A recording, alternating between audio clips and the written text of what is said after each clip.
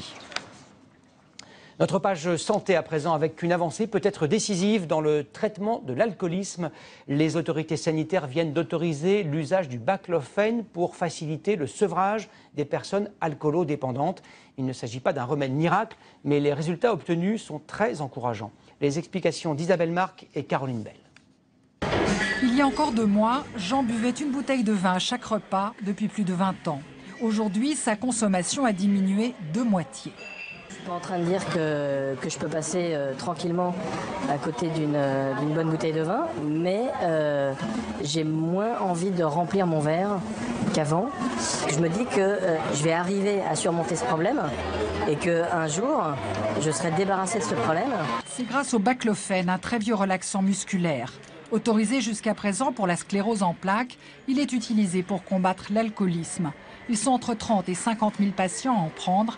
Et pour les défenseurs du médicament en colloque aujourd'hui, il est temps qu'il soit reconnu. Jusqu'ici, on obligeait les gens à être abstinents, qui est une vraie torture.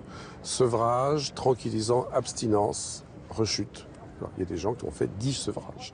Le baclofen agit sur le système de la récompense au niveau du cerveau, c'est-à-dire on obtient l'indifférence. Par rapport aux patients que l'on voyait se dégrader devant nous, oui, on vit un miracle. 2 études contre placebo sont en cours. Mais en attendant les résultats, l'Agence du médicament donne son feu vert pour une utilisation temporaire afin d'encadrer une prescription déjà très répandue. Mais attention aux effets secondaires. Un sentiment de fatigue, une somnolence, à dose élevée, une inversion du rythme sommeil-éveil avec une insomnie qui est tout à fait rebelle et des choses beaucoup plus importantes sur le plan psychique avec des états confusionnels qui ont été rapportés à ce traitement.